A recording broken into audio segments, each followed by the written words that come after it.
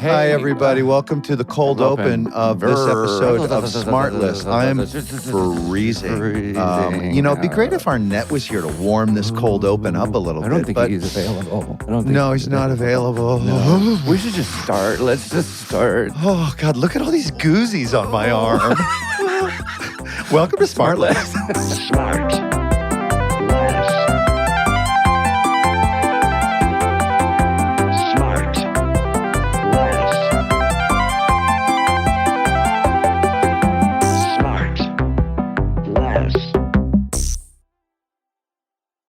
Guess what I just finished watching moments ago? A pizza pocket heat up in the microwave. Oh, wait. Now, let me try. I wish. No, it's something with Scotty. I don't have it yet. Your zipper on your pants not be able to close. Oh, wait. I know what it is. It's the top button on your trousers flying across the room and breaking a light bulb.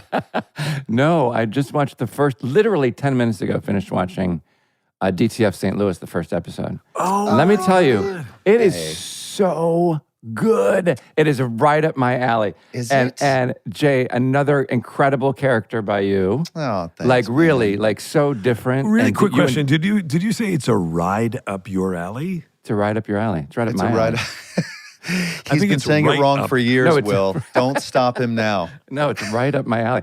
The way it's shot and, of course, performed, you're brilliant. Yeah, it's so good, you. Jay. I can't wait to see You're it. so Conrad, good in it. Writer-director. I mean, is that just swing, incredible. just the shot of the swing, that's all I'll say. yeah, I mean, yeah. that's so smart. It's so cool.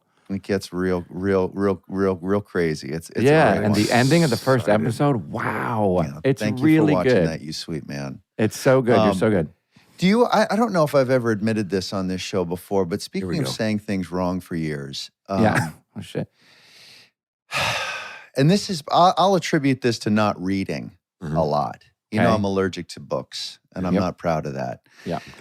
Because I feel had I seen this written, I wouldn't have made the mistake all these years. But I've always thought that when you say the phrase, "I'm just trying to make ends meet," I thought that was a phrase that one would say when they're saying, "Listen, I'm just trying to get by with just the bare minimum. I'm not being greedy. I'm not entitled. I'm just trying to make ends meet." Meaning, I'm just looking for the part of the cow that doesn't cost a lot. I just need sustenance. I need some food. I'm looking for ends meet, like MEAT, the end of the cow, the ass, which is not going to cost you a lot.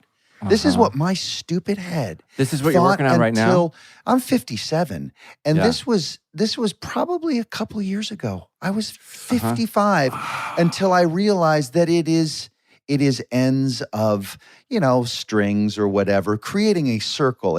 You want these ends to meet and create a whole thing, and which can mean something similar to I'm just trying to make it all come together for myself. You're trying to make you're trying to be able to afford stuff. You're trying to make ends meet. You're trying to do stuff within your budget. It wasn't a proud moment for me, but I'm just not trying to think beyond what the- admitting my flaws. I'm guys. just trying to think of like the gotcha headlines and the various social media stuff about this. Oh no, this will be cut. No, this is just for you, me, and your guest. Well, Will. we can't cut this. Speaking of, what kind of cut is that at the end of the cow that you're talking about? You're talking about the flank steak. Well, the flank is it's often called the flank, where it's the not- end. that's not the end. That's end not Wait, the but end. do you know? MEAT. Do you Rump know roast. that? Like, I love. You know that. Remember that I love like sayings and their origination. What are You they called? stupid ass. Yeah. This Where they is originated a from, tough day for me. Go ahead. and where they originated from. You know what I mean? And Yeah. so remember, I did the Saved by the Bell. I told you guys about Saved by the Bell. Where You that did an came from. episode or No, like an arc? no, where that saying comes from. Oh. Remember the guy? People used to get buried. Remember I told you, or they used to get buried alive. And they didn't know it at the time because people who were unconscious. They just thought they were dead, so they'd bury them in these coffins. Then they'd dig them back up to reuse the coffins, and they saw these scratch marks. So they're like, "Oh my God, we've been burying people alive." So they bury people alive. They tie a string to their toe. They put it through the ground and tie it to a bell, and you're saved by the bell if the bell goes off. And the person who had to sit there and wait to see if the bell went off worked the graveyard shift. Wow. Okay, and this is what you thought Saved by the Bell was for years. No, that is what it is. It's not. Evidently, It's a it's- boxing Yeah, it is. thing. Well, No. evidently it originated with this, JB. That's right. Really? We're learning. Yes, that's what I'm telling you. Wait, so hang on. So Will, that's news to you, and you're going with Sean? That's news to me. I do vaguely remember Sean mentioning this before. Yeah. Well, that doesn't make it true. He's just repeating insanity. Well, I mean, we can. I'm sure people could just look it up as they're listening to this right now. I don't know why That's we where it would. comes from. That's where it comes from. Comes All right, from we're gonna have our fact checkers get on that while we're We've got fact checkers now. Yeah. So let's have When them do do they that. start? Will, go ahead, introduce your guest, and let's get on with it. Shoot, Jason. This is a little runner that I've been having trying to get Will panicked Did you while think? he's. Did I ever get panicked about it? No, I don't think it worked. It's my guest, and I'm so excited. And Willie, I think you're going to be excited too. I think it was you telling me that you're just a kooky fan for this fella, and I don't blame you because I am too. Gentlemen, I'm not going to care. no. Great.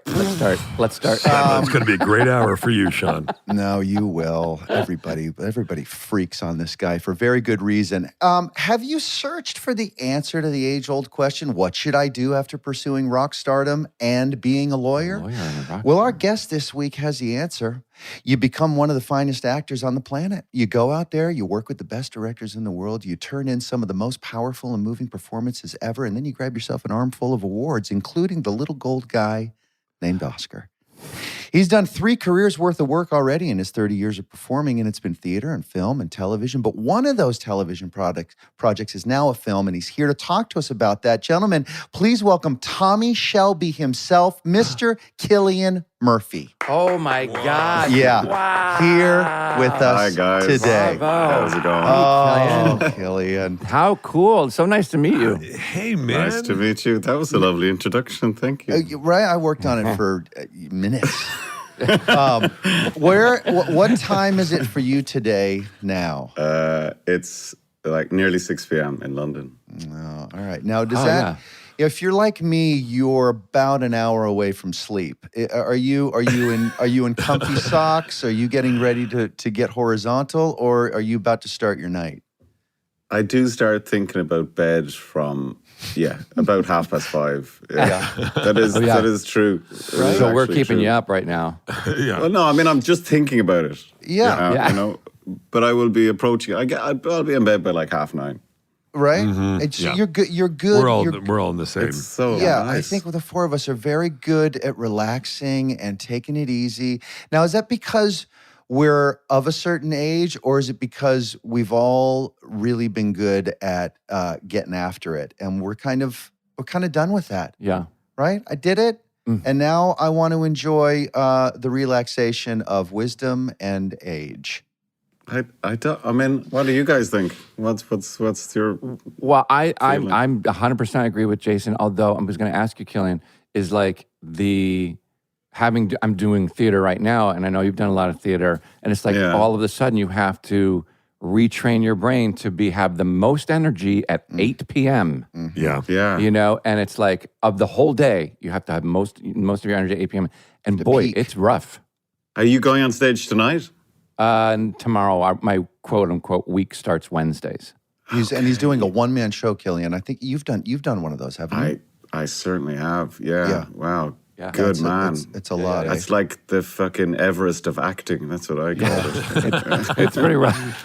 Did you ever have? Well, Shawnee, I haven't asked you. I'll ask you both at the same time. Has there been a wipeout yet? Like a total, because that's my fear. Like there's no net. There's no actor you can find the eyes of and sort of communicate Right. silently. Right. I have no idea what I'm supposed to say next. Throw me a line. Yeah, my line the other night was, he tells me 2 kids came forward to confess to it. It was an accident. That's the line. And 3 or 4 shows ago, literally on stage, he tells, Oh no! he, In a four-wheel just the slide. panic. It's just unbelievable. I mean, you feel like it's 20 minutes long. And I'd go, teenagers ran their car into him, killed him. And then I just started. But By the way, I'm sure the audience probably did not know. No, I know, but and for you, you're- it seemed like interminable. Like, yeah. But isn't the line you have forgotten linked to the line that follows it. And Yes, of so you course. can't just improvise the line you can't remember because that doesn't shine any light on the next thing you're supposed to say. But you do know the kind of the context. You just kind of forget the word order. So then you paraphrase until you get back on the train. Yeah, you get back. So you got right back on and it was all right. Yeah, it was fine. But boy, Cillian, any nightmare like that? Yeah.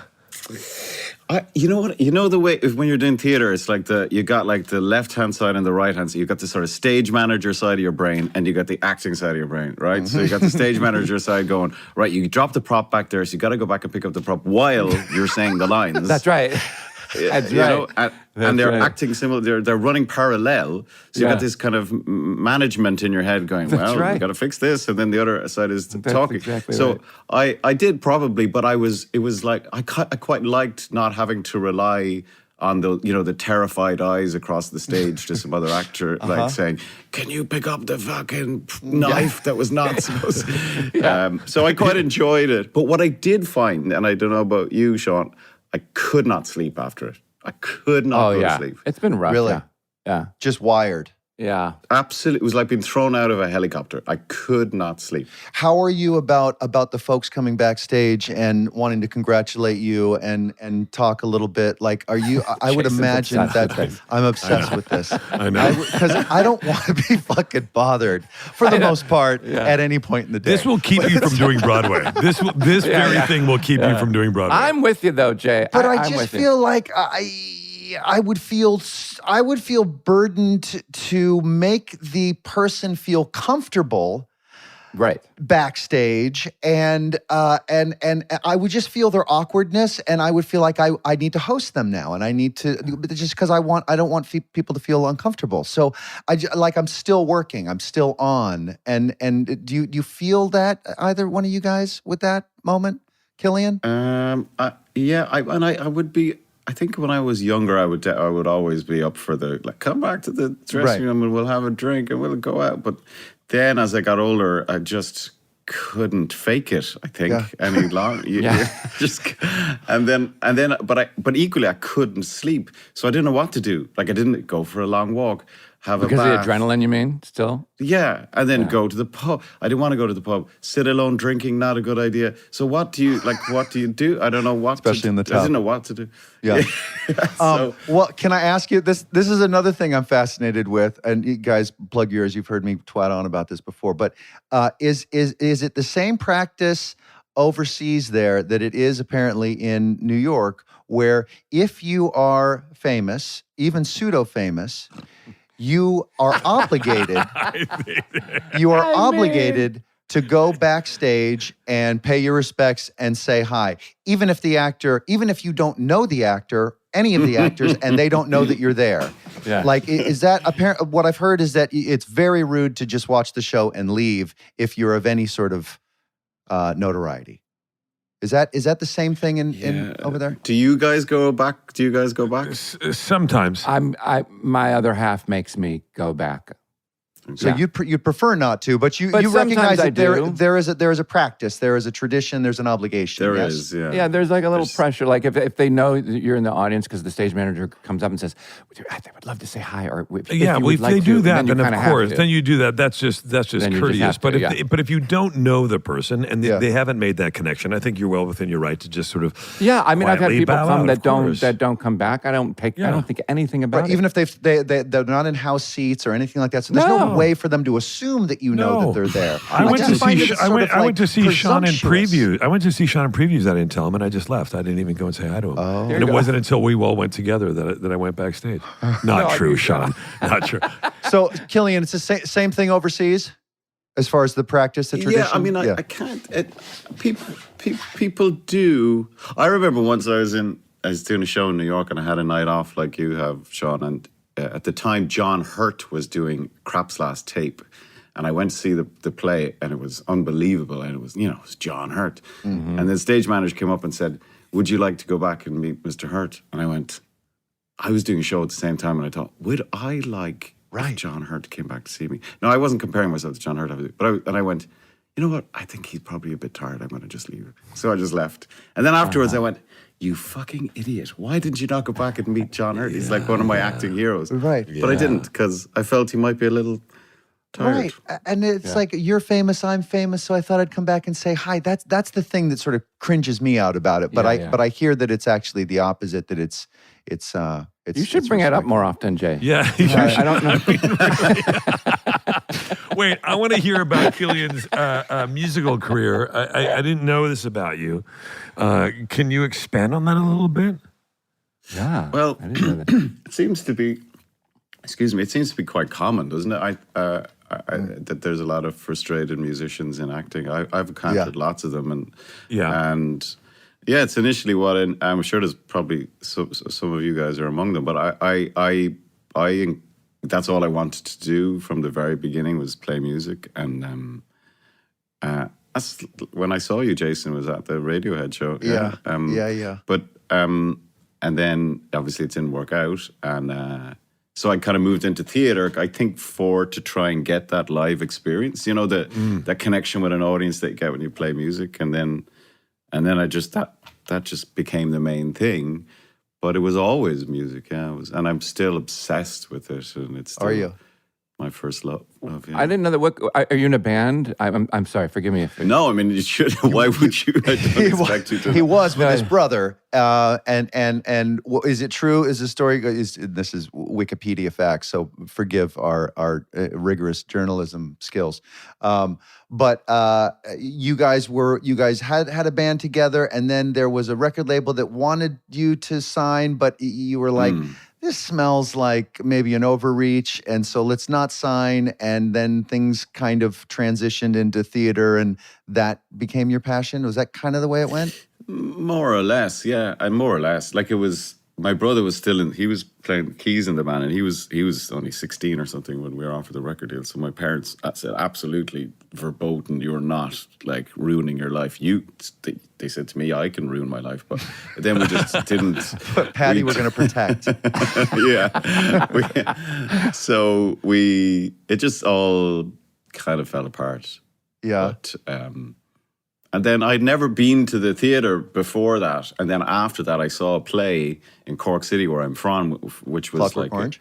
Exactly, yeah. Uh-huh. And it was a promenade version of that play, and absolutely, like, it was the greatest thing I'd ever seen. Had you seen the film before that? It was banned in Ireland.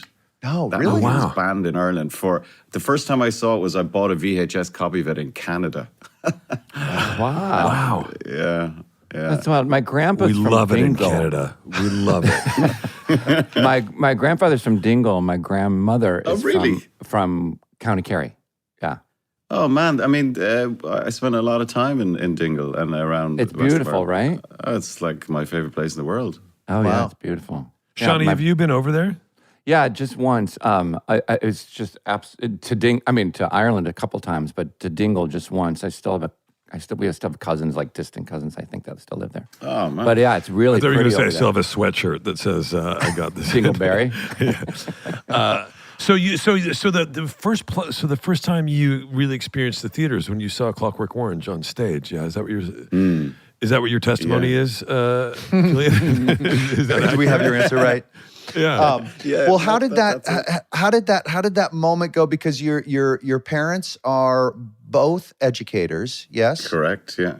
And so this conversation of, hey, I've got good news and even better news. I'm stopping my pursuit of rock and roll, and I'm going into theater. Were they buoyed by that, or were they like, no, Cillian?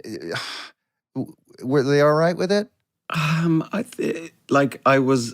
You mentioned I had a very short flirtation with like law. Right. I did like a year of a law degree, and I failed like abysmally. And then I tried to get the repeats, and then I got the repeats, and then I got a part of the play. So I think by that stage they'd kind of gone like, whatever, just he's gonna do his thing. You know, I was 20 then, So that's when you're meant to make mistakes, isn't it? Of And course. sort of, and declare, I'm not really sure, but I'm following Yeah. some instincts, and those are going to change. Listen, Cillian, I'm continuing making mistakes, and I'm 55. Yes, well, same. Right? I am, as I said the other day, I'm firmly in the student section in life. I've finally come to that realization that I'm like, it's okay. Well, your tan and the ceiling fan looks like you're doing all right now. Yeah. It is. I know it's really going. I'm sorry about that. I had to walk around and find the best place to get internet. I'm not kidding. Checking out what had the right best. there And with it's the fan. right here. You've with got the a fan monkey on behind a me. wheel. All right. This is keeping the Wi-Fi going. But I'm curious about you deciding to try to get a law degree, like that decision, and then while you're doing that, thinking the whole time, wait a second, I'd rather be doing theater. Like I've been affected by this. I've got this thought. Is that how did that all kind of transpire? I think I just had that natural inclination to perform, which I'm sure you guys are familiar with, just Yeah. from the very early age. I'm quite a shy person, but I really enjoy getting up on a stage. I hate getting up on stages myself, but I love getting up on stage as someone else or playing Yeah. music. Isn't that a weird thing where, I think all four of us are proudly private people. We're not shy per se because of what we do, but like, isn't it an interesting thing where we'll sit there in front of a camera and be exposed to millions and millions of people, wanting, hoping in a perfect world, millions of people are going to watch what I am doing, yet we sort of shy away from being, the center of attention often when we go out, or even when we go out to promote that thing that we want people to see. We're sort of like, I'll speak for myself. It's just like, I got to go out and talk about it over here and over there, and kind of light my hair on fire. It is sort of the two things are kind of at odds with one another. Well, one's controlled and one isn't. Yeah. That's Yeah. a very good point. That's true. That's true. What's your favorite way, Cillian, to interact with fans? Like, when is it comfortable for you? I think I know what my answer would be. But Well, tell me yours, because tell me yours. I feel if it's one-on-one and us talking is not going to cause a larger sort of spectacle and cause a scene. Like, I don't want to embarrass myself, my kids, them, create so like in an elevator, if it's just me and one person, and we can have a little conversation, as opposed to, take a picture here, and then people walking by look at what's going on here. Oh, maybe I should get a picture too. Oh yeah, I recognize that person. Like, and then it becomes a thing, and then I don't know. I like sort of the one-on-one stuff. What about you? I'm the same. Yeah. Yeah. I love a chat. I love when we have a real chat and someone has really enjoyed something you've done. Right. Like, particularly, like, we've all been in shows that have run a long time, and people love the people that get very invested in the characters, right? And Sure. And so you have to acknowledge that investment and that they've spent that much time with your characters, and I love those conversations. I don't like when stuff gets like fetishized. He's going to the shop to buy milk. Oh my God. Yeah. He's just like us. Right. right. But I love it. I love a conversation. Right. And we will be right back. And now back to the show.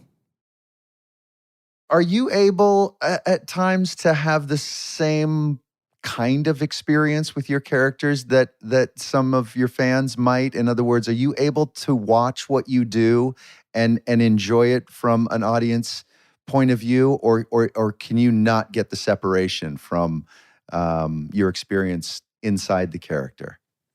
Oh, that's a great question, and I'd love to hear what you guys think about it. Well, start with, like, do you watch your own stuff, or are you an actor that? Because I know both very, very good actors that watch themselves and learn from that, and then others that they can't and they won't.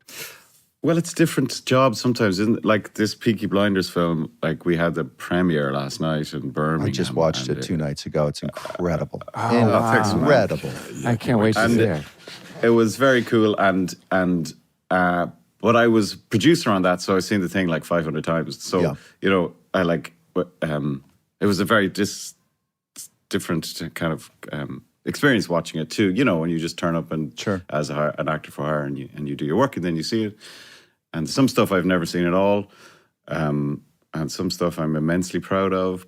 But again, I mean, I feel like I try to move forward with everything. Then it's like about the next thing rather than going backwards. What about you guys? What's your take on it?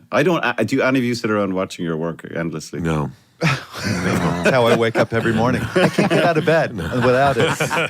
That's your alarm. But like, what about like on set? Will you ever watch a little bit of playback too, even at like the beginning of the production, just to get a sense of how you're coming across, how they're lighting you, little lenses, or just to get a feel of the tone of it? Occasionally, like particularly for technical stuff, like you know, like stuff that's technical or like a stunt or whatever. But I know I would never go back and look at like big emotional stuff. But the producing thing has been interesting because it takes the curse off it a little bit. Like you know, you look at it and you just go, oh my God, that's how you look, and then you just go, right. But it's important for this character to do this, and this guy's got to enter here, and she's got to say this, and we got to cut here, and then it takes the curse off it. Sure. Well, you look at it through a different lens, obviously, right? So you just like this thing that I did last year. I spent a lot of time having to watch different cuts and stuff, and eventually got to a place where I got over watching myself and was actually able to watch it really objectively. Yes. About are we telling the best version of the story? We should go back. We should are we telling the best version? Is this the best take? But all these kinds of things, you know, and it did, as you say, sort of break the curse a little bit. I was no longer watching my performance. I was watching a bigger thing. I was watching no vanity, just sort of being an audience member. Zero. Yeah, I always think I'm slightly better looking than I actually am. And then I'll watch it. I'll go, nope. No, you're not. You're not at all, actually. Turn it off. Close to being what you thought you looked like. I know. Well, Cillian, was there, speaking of music and then law and all this, was there ever a moment where, and thank God you didn't, but was there ever a moment where you thought, yeah, maybe this acting thing, let's put that in the bin as well. Let's try career path number 4 and go into industry X or occupation Y. Did you ever think about giving up on doing this? No, really. After a period, you kind of like you burnt your bridges, I think, and there's nothing else available really. Then and during the fallow periods, obviously, you get really cranky and like, what the fuck is that? Right. But and I don't like. I'm not a writer. I'm definitely not a writer, and so I didn't have that. But I would go and play music in the kind of fallow bits, or just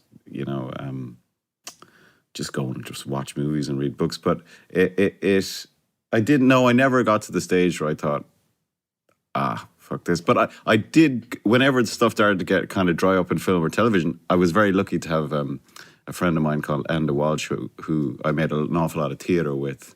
And we did some really great plays. He gave me my first ever part in a play after I saw Clockwork Orange when I was like 19 to 20. And so I continued to work with him, making like new plays throughout my 30s and 40s. And that kind of kept me sane, I think. You know, when this stuff kind of just, people aren't calling, you know? Yeah. Wow, that's great. That's great. So you established, like so long ago, this collaboration, and you've managed to sort of keep it going for all these years. Yeah, I haven't done a play in a while now because it's kind of become a little terrifying to me. Honestly, I'm a little. Is it because you're worried about Jason Bateman coming backstage and saying hi after the show? Is that what's keeping you away? Cillian, it's me again. I've come back for one more night. I'm just outside. I want every theater to put up Jason's picture backstage and do not let this guy back here. Super eager, will not leave. So you start going to try to do it, and they're like, no, we're good. And then really it's the main reason I did this podcast, so that we could talk about it, actually. Send up the warning. Is there something that you have, is there some sort of advice that you've gained with your experience now that you wish you could go back and tell that dude back then that don't worry about the fallow periods, it's going to be, is there something that you wish you would have known then that would have made those ups and those downs a bit more tolerable? Yeah. This is a great question. I mean, aside from "Don't worry, you're going to win an Oscar one day," hang in there. You know. Yeah, that would definitely lighten the mood. Yeah. I don't know. I think it's that thing about overthinking stuff. You know, overthinking it, over intellectualizing everything, and not sticking to your instinct. I think is the key thing for artists. I know, the key. You know? What is that? I know, but what is that healthy balance? Because I've always heard that with everything in life, with all of us. I think we've all heard somebody say us, you're overthinking it. But like, how do you know what the difference is between overthinking and An just appropriate simply, amount of thinking. just using the intelligence that you've been working on? You know, it's like we work hard to be smart, or at least we think that we're smart. And so how do you know when to pull back on that? I just don't know. Well, what's your guys' approach to like prep then, for example? Because sometimes I would get so over, it would just take up everything and everything we're all consuming. Because but then the whole point when you get into a scene is that you have to be completely free of all that. Yeah, no acting. Right. So it's kind of counterintuitive or counterproductive to have all of that prep sometimes. But yet you think your duty is to do all of that. So what have you arrived at? It's shifted for me. It's shifted for me. I was different from Jason because I was blown away that, and maybe you do this too, Will. Do this too, Will, is like I make sure I'm off book completely from the first time I step on set or walk out on the rehearsal room or whatever it is. Because if I'm having my book in my hand or whatever, I just can't be free, like you're saying, Cillian, to explore and be. Where Jason has said in the past, opposite. Where you don't make choices, you just literally memorize the words and then you work on it in rehearsal. But I don't even memorize the words because my pardon the term process when I memorize has a lot to do with my imagination of kind of how that's going to kind of go, and I don't like to decide or start to approach a decision of how I'm going to do something until I see and understand what the other actors are going to be doing and what the director is looking for and how the scene is blocked and where camera's going to be and all this stuff. Because if I predetermine how I'm going to do something and what my faces are going to look like, and the wires, it might not work with what the other people are doing. You've got that book of faces. I know you've got that book of Polaroids. I've got those memorized.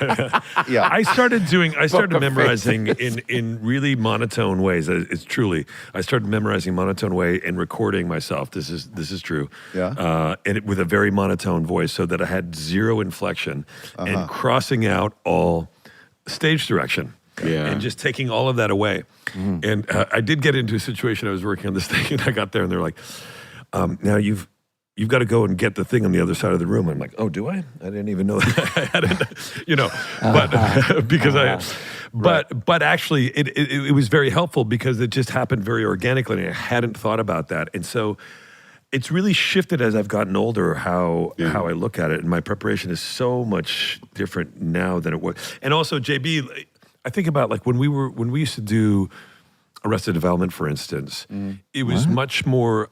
Sean, it's a TV show. Yeah, it's a TV show. It's not. It used to be a band. Sean's never seen it. We got sued by them. I think for when you're. I used to think about sort of prepping to do comedy, especially because it was so quick and it would happen so that it didn't serve me, certainly. And I know that you were similar in this way, JB, because we did a lot of scenes together. That you just kept it. It was all kind of just at the surface until you got there. Right, so because that increases my odds of reacting to you like the audience is experiencing it. Yeah, it's so much about rhythm and comedy in that way. Rhythm is the big thing, I think. The meaning can come after the rhythm, or I guess for you guys, like if the comedy or the gag or the bit that comes out. But like if you get into a rhythm in a scene, and if you have a predetermined rhythm. Then how are you going to lock in with anyone else? I guess you can't, Right. and you can't. You need to stay nimble to allow for shit to happen. But I do think it's different for theater because I would be the same as you, Sean. Like with a theater piece, I would be completely off book when I get to rehearsal. But you also and here's the difference. You also have in theater. By the time you get there, you're in rehearsal. I mean, Sean, I know you, for instance, in this, and also for Goodnight Oscar. What a show! that you were completely off book, Yeah, but then you get into previews, and now you've got a couple of weeks of previews, and that's it changes, and that starts to eat away at all your predetermined stuff that you have. So you don't, but you don't have that luxury when you're making a film or making a show. It's the performance is that day, and that's it.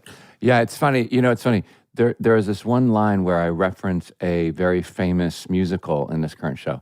And one of the producers of this famous musical came to the show and didn't like that we mentioned his musical that he produced. So it's a 75-minute monologue. It's just me. Yeah. And so we had to change the one word to another musical. Huh. And so from the time you started, all I thought about from the time the curtain opened was that one word I had to change. Make sure to get it right. And I was like, oh, shit. From the time you started. Yeah. I was like, thanks a lot, dude. Yeah. All right. Cillian, 28 days later. That was first film? No. No, I'd done a few films in Ireland, kind of small independent films in Ireland. This is the one that what a film! Yeah, put you on a lot of radars. I guess so. Yeah, and did it feel like, okay, I've got a little bit of wind at my back now, and this might work out? Mm-hmm. Yes, or yeah, I think so. At that stage, the film, like, we never expected the film to do well, and it did well. But you did have Danny Boyle. I mean, you knew your odds were good, right? I mean, they were good. They were, because he's a master. Sure. And I had like his posters of his films on my wall in my bedroom growing up. Like before I ever became an actor, and because they were just so cool, like Trainspotting and Shallow Grave. I love Trainspotting and Shallow Grave. I mean, it's a masterpiece. And but the thing about it was that zombie genre wasn't very cool at the time, or wasn't really like, there hadn't been a kind of a zombie thing. Right. And even though this is technically like an infection, they're not undead. But anyway, at that time that we shot it, like it was the summer of 2001, and then obviously like 9/11 happened, and then but before that SARS had happened, and then obviously all those years later, like COVID happened, and it became this kind of meme, and it's a very prescient writing, very good writing. Yeah. And people went nuts for it, the original movie. So, yeah, it was a great start. But I went through the ringer for that movie. Like, Danny, I had like 5 or 6 auditions for that to get the parts. I'd done very little at the time. And I kind of knew it was a real substantial script. But Alex Garland wrote the script and Danny directed it. And great writer. Yeah. He was such a great writer and an amazing director. Amazing director. What was the moment from your last audition? When did you find out that you got it after going through all those auditions and being like, Jesus Christ? You remember that moment? You remember where you were? I do actually. I was in Stansted Airport in the queue to get a Ryanair flight back to Dublin, and Danny called me.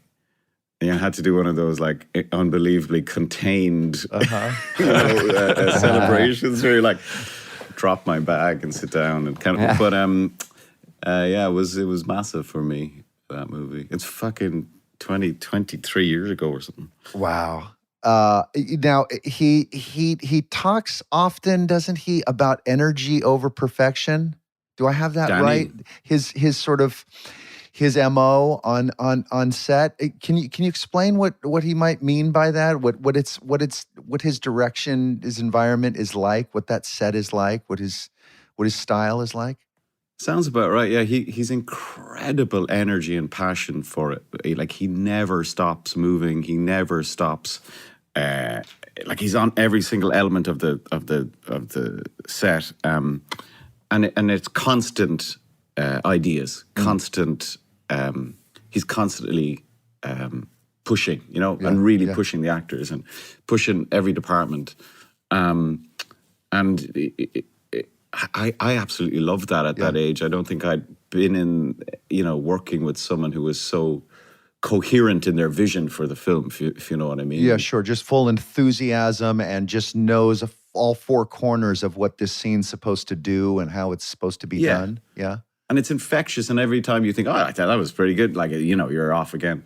And we shot that on domestic cameras, like these little, do you remember in the early 2000s, everyone had these little cameras with like cards in them and stuff. So they were all like stuff you could buy. And so like that's why camcorders almost. Yeah. Yeah, they were slightly more advanced. I can't remember what the format is, but anyway, it was just one of those movies that kind of clicked, you know. Yeah. Yeah, it's okay. A style that I would imagine is it wildly different than, you know, what an incredible collaboration you've had with Christopher Nolan. I was going to get to projects, right? Incredible. That from what I understand, what I've heard is a more exacting and contained and deliberate approach to the execution. Yes or no? And you know, to the extent you're comfortable talking about it, because I would assume that you know, environments on sets. Well, not assume. I know they're often private, you know, individual environments that are weird to re-describe. But it just strikes me, having not many actors get to work with the same director, 6 different projects. I'd imagine you guys have a bit of a shorthand and a real comfort in each other's style. Oh yeah, I mean, I've learned so much from Chris. He's completely kind of shaped my whole career. I mean, it's very clear, like working over 20 years. But he's absolutely remarkable. He is incredibly rigorous, incredibly precise, but within that, there's fantastic freedom. Yeah. You know, there's only one camera, and there's Chris, and he's got this tiny little monitor that he has, like, puts back. Never two cameras. Rarely, unless there's a big set piece, you know. Yeah. But he has this tiny little thing, again, from like the 90s, that he watches this shitty little playback from the thing. But he rarely is watching it, because he's right beside the camera watching you. And you'll never leave it. He'll never leave a scene unless he feels like, you know, you're happy and he's happy. And it's I can't really explain how wonderful it is, how focused it is, how fast it is, but yet it never feels fast. Like, we shot Oppenheimer in 59 days or something like that. Wow. With all that scope. I know. Amazing, amazing. So do you think that speed or that efficiency, it just comes as a result of him really being precise about knowing what he wants, what he needs? He's properly prepared, and he doesn't hang around longer than he's gotten what he wants for that particular shot, and off we go. Exactly. I mean, he's written the thing, and he knows every single frame. He storyboarded it all in his head. So and the thing about Nolan movies is, when they used to be DVDs, there was never any extras, because he shoots the script. The script is the script. There's no deleted scenes. There's no extra. It's the script. And he finishes every movie like ahead of schedule, under budget. Yeah. Do you feel having him? Yeah, it's pretty remarkable. Having him right next to camera, and obviously you guys, because you've worked so much together, there is a comfort there. Do you get a comfort of having? Do you feel that comfort of having him right there next to camera, close to you? Yeah. There's no such thing as Video Village or like monitors or it's anything. Like when I stand next to you, Will. You just comfort. You can see Will's shoulders just drop. No, we're talking about comfort.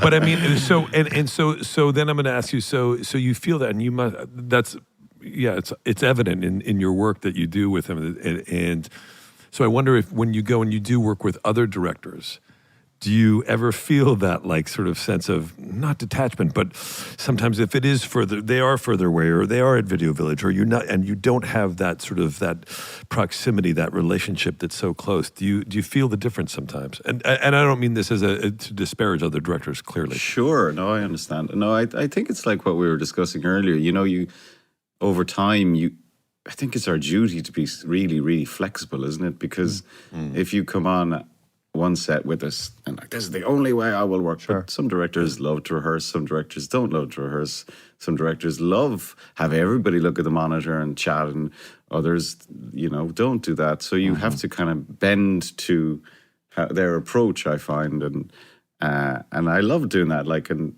you know, I don't particularly love rehearsal on film, but if there's a director that insists on it, I'll go for it, you know, and because it's their vision, and I'm just there to serve the vision. And so I kind of like that, the adventure of it. And I'm sure you guys are all the same. You know, it's like it's always like a new circus, isn't it? Every time you get a new job, it's like this new circus, and what's it going to involve, and what you know.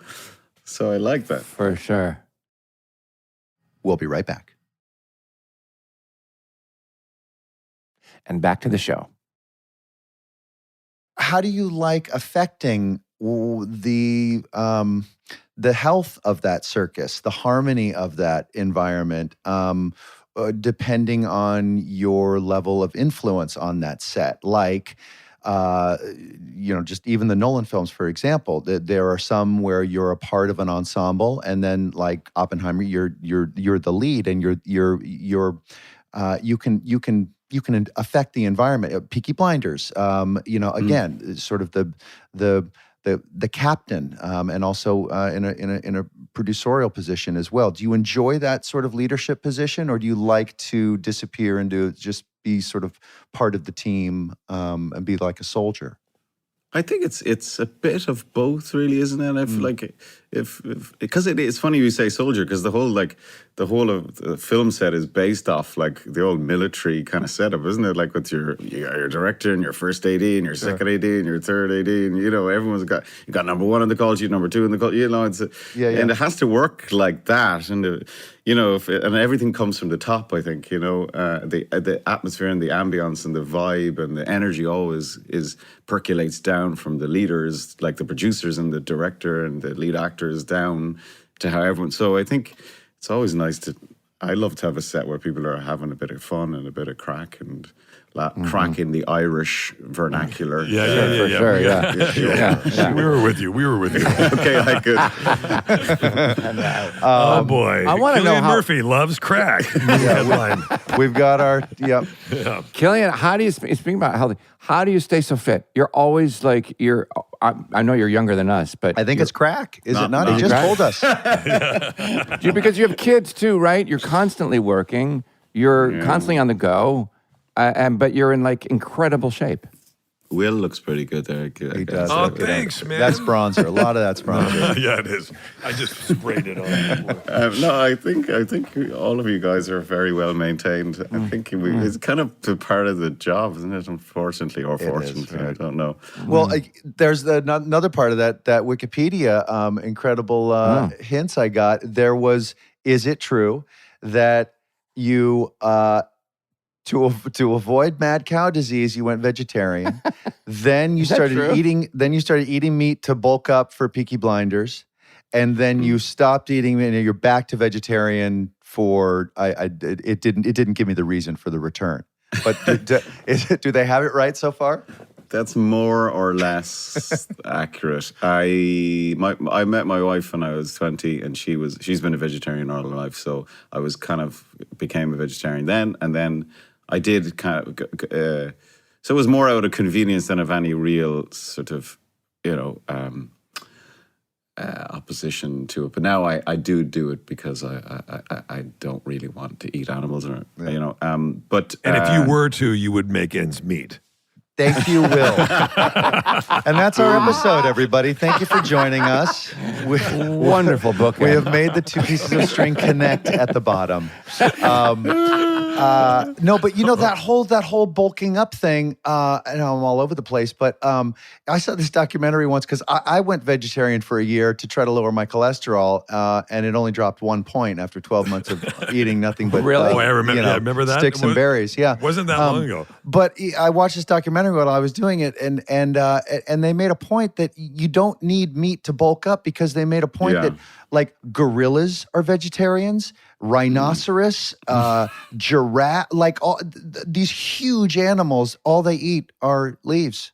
And you're absolutely right there. Right? And the update is that I am now I've always been pescatarian, and I don't eat any meat. So that's the Wikipedia update.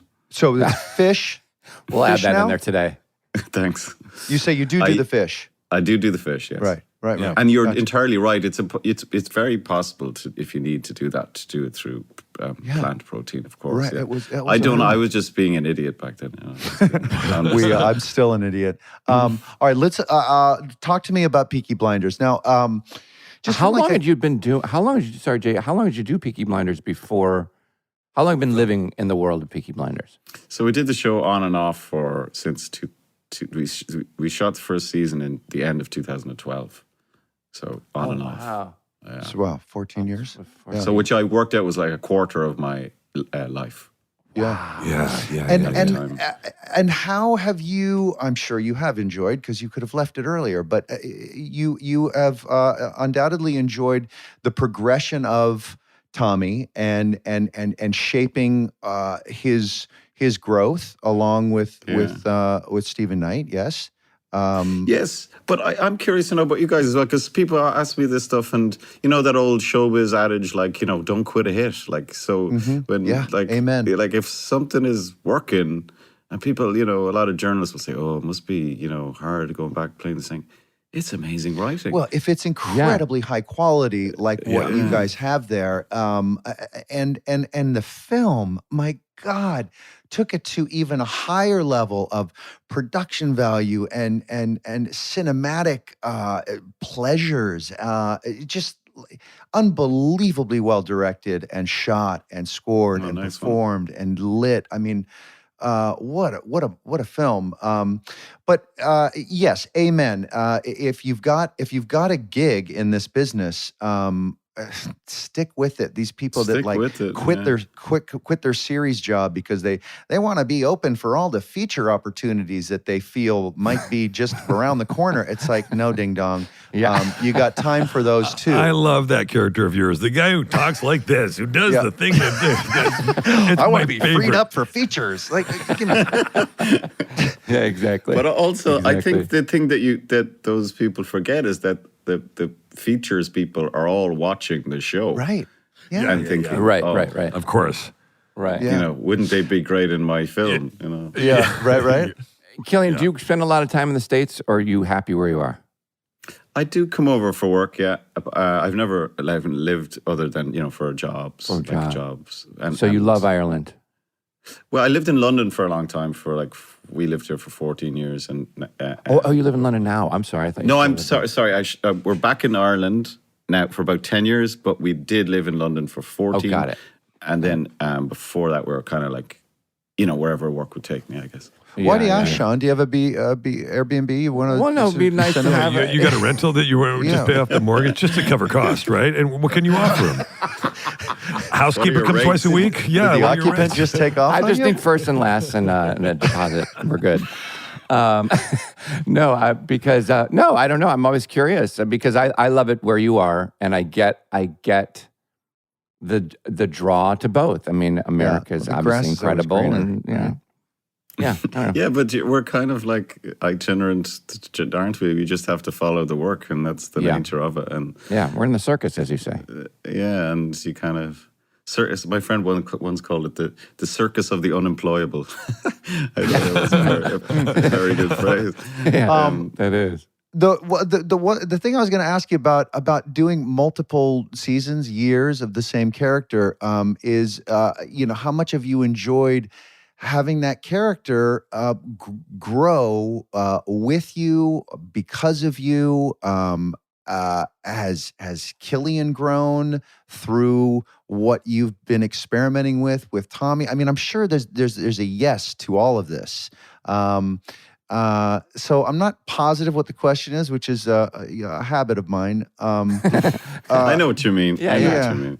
Yeah. No, I think it's a good question, and honestly, I don't really have a really good answer though, because we just finished it, and it's just coming out, and I think I need a little bit of distance to reflect. I think it's what my initial kind of response to it is that it was a massive gift to be able to tap that vein of writing, and for it to stay that good, and for it to, because it was this little show on BBC Two on a Sunday night that, you know, no one had any expectations for it. It had no promotion or anything like that. And it was genuinely made by fans on the internet telling each other to watch it. Yeah. And then it just grew and grew. One of those kind of beautiful kind of freaks that happen sometimes in our business where people just love it, and then the show gets confidence, and Yeah, it's because I mean, I would think it was because it took such a distinct point of view. There, you weren't sort of pandering to a huge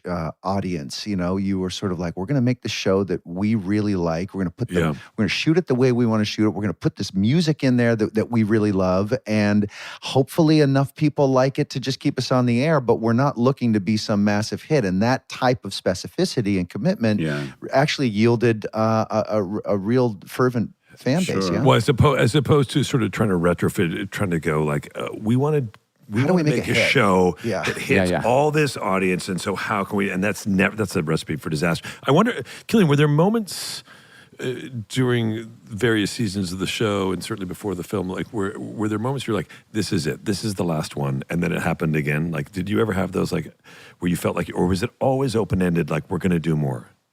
Well, they were never, like, we only got one series, and then we were hoping we'd get recommissioned. I think we did maybe 4 and 5, one after the other. I can't really recall, but Steve always had it in his head. So the series begins at the end of World War I, and he always had it in his head that it would end at the opening, or sort of the beginning of World War II, and he's achieved that. Yeah. So that was such a, like, no one had, like, there's lots and lots of films about the First World War, and many, many, many films about the Second World War, but not so many films or TV shows that deal with Britain between the wars. Which is, so that's where he said it, and in Birmingham, which is like the second city in the UK, and has its very own specific and unique history. And so I think because, like you say, it didn't have these ambitions to be this huge show, but yet because it was so unique that people came to it. I don't know. I just don't know why. Yeah. Well, if we all knew it made a hit, everything would be a hit. You are such a classy fella. I'm sure you'd be very hesitant to take any credit. But I would guess that you can take some credit, perhaps, for the incredibly beautifully bold move of the music. Haircut? The music throughout the show, is that something that, I mean, given your music background, your current musical taste, I mean, it's just such an exciting sort of juxtaposition, and this modern fucking punk rock throughout something that is set in World War I. It's just great. That was a bit of a kind of a, I guess, like a big swing at the time. And Otto Bathurst directed the first 3 series, and he put that Nick Cave tune, that Red Right Hand, right at the beginning of and it was incredibly anachronistic, and it shouldn't have worked, but for some reason it did. And then we were kind of off. And then all these artists throughout it, like PJ Harvey and like Radiohead. David Bowie and Radiohead, and like, everybody started wanting to have their music on the show and giving us original music, and it's been kind of remarkable. Just an absolute privilege for a music nerd like me. Yeah, what a treat. I love that.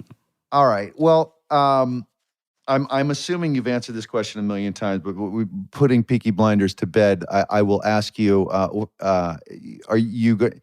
I'm sure you're going to take a big part of him with you.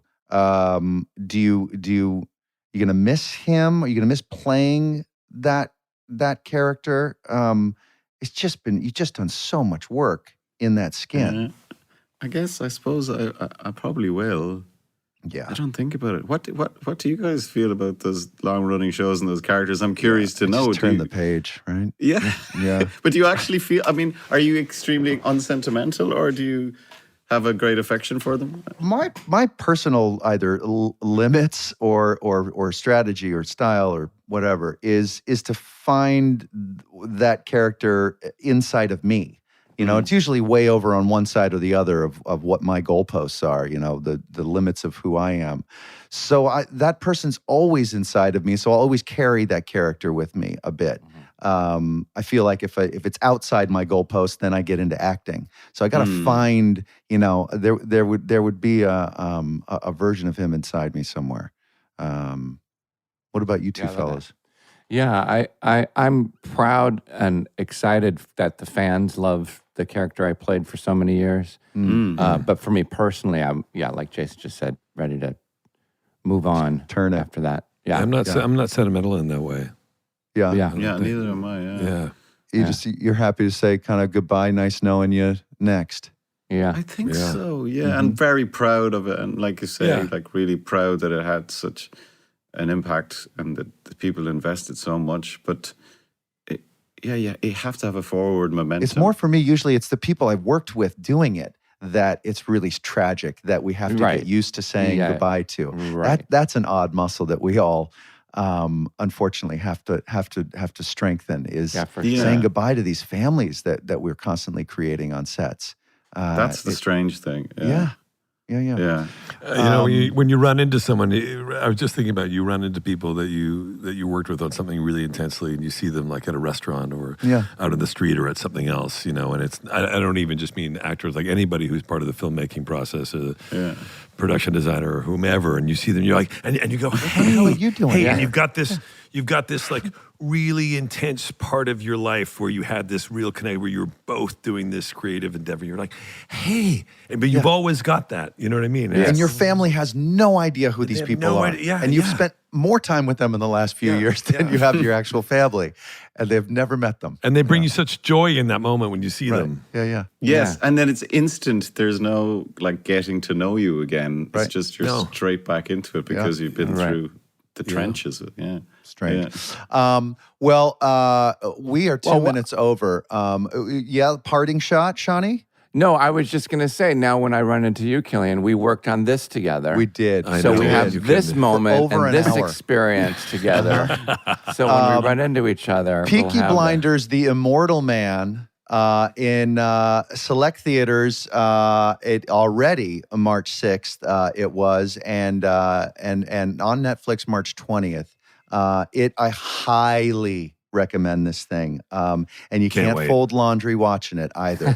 Put the laundry down, tuck in, and enjoy every frame of this thing. Incredible work done by in front of and behind the cameras. It's a stunning film. Really, you're very kind. It's lovely to chat to you guys. I had loads of questions to ask you guys, but I always let's start. People get yourself a podcast and invite us on. They're handing them out. Thank you. We haven't had a gossip. I know. Oh, we can gossip all day long. Yeah. Well, you can gossip after I leave. Yeah. Such a pleasure to meet you. What a pleasure. Been a big fan for a long time. Such a big fan. Yeah, same. Such a big fan. Man. Likewise, guys. You're the man, Cillian. Lovely to chat to you all, and we'll do it again. You too. Enjoy your evening. Get your slippers on. Thanks. All right. See you guys. Yeah, it's nearly bedtime now. All right. Bye, buddy. Good night. Bye-bye. Bye. Well, there he is. And you know the most remarkable thing about his talent? That accent, completely fake. He is actually from, No kidding. Yeah, Canton, Ohio. Why would he? Canton, Ohio. Yeah, his dad actually was one of the people that helped build the NFL Hall of Fame. Wow, that's amazing. Yeah. Amazing. No, this is a character he hasn't dropped for years. Incredible. Wow. I mean, that's deep. That is amazing. Deep. So, wow. That's like what a fella. Huh? You know what? Yeah, he's so good. Christopher Nolan and him, like you kind of think of those two together. And I was trying to think of who else there. There's a lot of them, like Tim Burton and Johnny Depp. Yeah, Leonardo DiCaprio and Scorsese. and Martin Scorsese now. Sure. Yeah. De Niro and Scorsese. Yeah, and Tom Hanks and Spielberg did a bunch, didn't they? Yeah. Mm-hmm. He's one of them. Here comes a joke, right? Let's see. Sean I thought that was Hayes leading and, to a buy, but no, that was a real observation. It was. He was being sincere while he searches for a buy. Where do you go? Is there a buy website? I do Sean? have a bunch of buy things, but boy, Will, you're showing a lot of restraint, not doing any of the buy jokes at all. I know. Shoot. Oh, that's a good one. Sean, Sean, did you key in on one? Did you? I did. One? This just came to me. I hope I hope the movie. I can't wait to see the movie of our guest today. That's great. What's it called? It's called Peaky Blinders. Beautiful shot. SmartLess.